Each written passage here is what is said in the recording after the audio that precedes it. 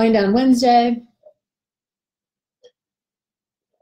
All right, guys, welcome to Facebook Live. It is day number 18 of 42 days of online business. If you're watching us on Instagram, make sure you head over to the Jill Coleman Facebook page and watch the other 17 videos. I've been doing them almost every single day for the last few weeks on all different topics and answering questions directly asked by questions that I got in a survey that I recently sent out. So this is actually verbatim. The question is, how can I be confident in my abilities and trust myself and trust the knowledge that I have? So we're talking about online business. So when we talk about online business, we're talking about helping someone over the internet, whether it's whether you're providing a solution or you're providing a way for them to relate to you or a way for them to feel connected to you. But mostly we're talking about adding value. So in the process of in a product, a service, a coaching, group coaching, one-on-one coaching, online training, etc. So there's a lot of kind of different ways that we can do that. So how do we feel confident? One of the things I deal with a lot when people are just getting started in business is their confidence around being able to take action. A lot of times they just feel like, I need to get more certifications, I don't have enough credentials, I need to learn more, I don't have any clients, so how do I know what to do? And I'll tell you guys a little story. The first time I had an online client, it actually was someone who was local. So chances are this is going to be you, right? So if you're a personal trainer locally at a gym, chances are you're going to have a client who maybe moves away and you're going to be like, hey, do you want to do an online coaching with me, or do you want me to send you an online program to do on your own? Or it's going to be someone who doesn't want to meet with you regularly in a gym, so you're going to provide for them some sort of customized workout program for them to do at home or on their own. And the first time I had someone like this, was a local person, and it was an older woman, and I remember it was her and her husband, and they were like, you know, getting into their 70s, and they wanted to have a weight training program for at home. So I'm terrified. I'm like, I don't know how this goes. I don't know what questions I need to ask them. I don't know if like technology is something that is going to be a barrier. I didn't really know. So I was so nervous. I put together this whole plan. I like printed out all these photos from bodybuilding.com, and I had like this packet of stuff. And I was nervous because I thought that they were going to call me out. Like they were looking at me and judging me like I didn't know what I was doing. That was how I was feeling, is like they're going to be able to see right through me. And I remember meeting with the woman and her husband, and I had my packet of stuff, and I was taking them through an Excel spreadsheet.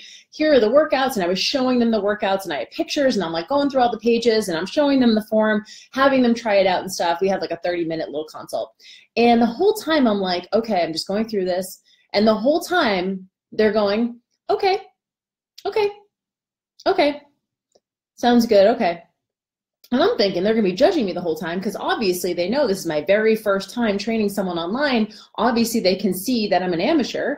And honestly, they were just like, sounds great, thanks so much. And that was it. So when you move into, a lot of times it's way scarier in our head than it ever is when you actually meet the person. There's so much to having the confidence of showing up and going, okay, I don't know everything, but I know enough to help someone who I'm one step ahead, or I'm 2 steps ahead. And so a lot of our value when it comes to helping someone comes down to, like, do we have enough to help the person and provide the needs that they need, right? If someone comes to you and they're like a PhD in biochemistry and they're like, helping my nutrition, you're like, no, you help me with my nutrition. Like, you're the one who's the expert, right? Most of these people don't like exercise as much as we do. They don't like nutrition. They don't want to do the legwork. They want us to do it for them.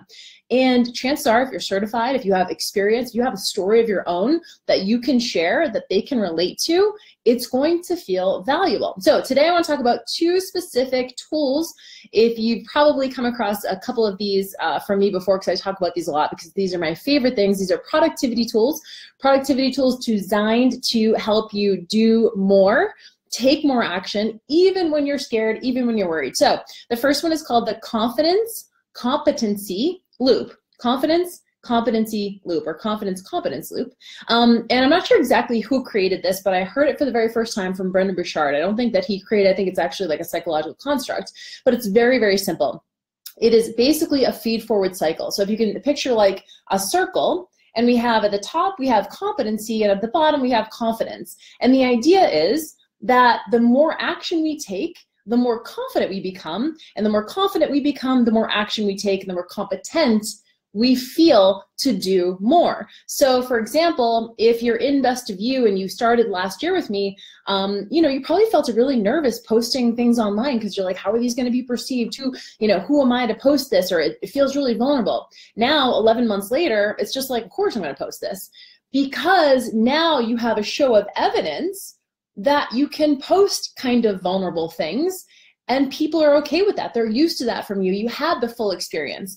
And so once you have the experience, you see that it's not as scary. So maybe some of the things that are scarier for you now are not posting online. Maybe it's speaking in front of a crowd. Maybe it's doing a webinar. Maybe it's doing a Facebook Live, right? So there's different levels of things that are going to scare you. And so, but the idea is that the more action you take and have those full experiences and survive those and have a body of evidence that you did survive, which is important, you see that you can take more action. And so it's a feed-forward cycle. The more confident you become, the more competent you become. The more competent you become, the more confident you become, right? So it's this feed-forward cycle. And the way, this is key, the way that you jump into that cycle is through action. Doing anything different right now. Doing anything different right now. And so what does that mean? That means doing something out of your comfort zone. So maybe you don't want to do a Facebook Live, maybe you don't want to host a webinar, you don't want to speak in front of a crowd, but you're like, you know what, I can share that vulnerable story from a few years ago when I had maybe a binge eating episode, and I normally wouldn't share that online because it feels really scary, but I'm gonna just press publish and I'm just gonna have the experience. I'm gonna let the chips fall in terms of how it's received. And that's scary, that's like one little piece, but here's the thing. Once you have the experience, maybe some people get it, maybe some people don't get it, maybe you get some DMs from people saying, like, that's just like me, I can't believe that, someone else had the same experience, and then you go, okay, that wasn't so bad. Same thing if you get your first like troll or hater. It's really scary at first, but then you get one and you're like, this is just someone behind a keyboard talking some shit. I can handle that. It doesn't always feel awesome. You feel a little bit attacked and you're like, why would someone do this? But you have the experience, and the next time it's not as, it's not as huge in your mind because you're like, okay, I recognize this. I've seen this before. And so the confidence competency loop, the way you get in that is taking any single action different than what you're doing now. So actually pressing publish on a post, or like I did, saying yes to a new online client and figuring it out on the fly. That's so scary. I know it is, but really that's the way that you kind of bridge that forward momentum, which is key. Okay, so the confidence competency loop is number one. The second thing is what's called practical pessimism. Practical pessimism. I know there's a few different iterations, different names for this. I learned this from Tim Ferriss. He did a very, very short, like 5-minute talk on this. If you guys Google practical pessimism, Tim Ferriss, it comes up. And it's a great talk on how to be more productive. And the idea is that when you are scared to do something, whether it's, again, take on an online client or put yourself out there, start a blog, start a website, ask for people's email addresses, ask for a sale, whatever it is, you go to worst case scenario. And I love this. So, this can feel a little pessimistic, like, gee, Jill, I really don't like to think about failure. And I get that. But the key is this: when you mentally go to that place of things don't work out, or it's a quote unquote failure in your mind, what's the worst thing that could possibly happen? So for example, online, one of the scariest things that I see with my clients is like getting on the phone with somebody and doing kind of a discovery call or doing some sort of like consult call on which they're going to upsell someone into coaching with them. It's scary to ask for a sale. Some people even feel scared to ask for someone's email address. And I get that, but at some point, if we want to make our business viable, we have to ask for the sale. And there's a lot of kind of mindset stuff, but you talk about that. But okay, what's the worst that could happen? It feels awkward, and someone's like, no, I think I'm good. Okay, is that okay? So Practical Pessimist says, go in your mind to worst case scenario and then ask yourself 2 questions. Number 1, if that happened, would I be okay? Chances are you would, right? And number 2, what could I do in that moment to get me back to baseline?